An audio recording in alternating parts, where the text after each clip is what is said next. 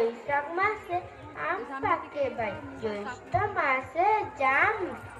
আষাঢ় মাসে চাষের সুর, চাষির গায়ে ঘাম, শ্রাবণ মাসে ফলসা গাছে ফলসা ঝোলে কত, ভাদ্র মাসে তালের বড়া খাও না পারো যত, আশ্বিন মাসে পদ্ম শালুক শিউলি ফোটে মেলা,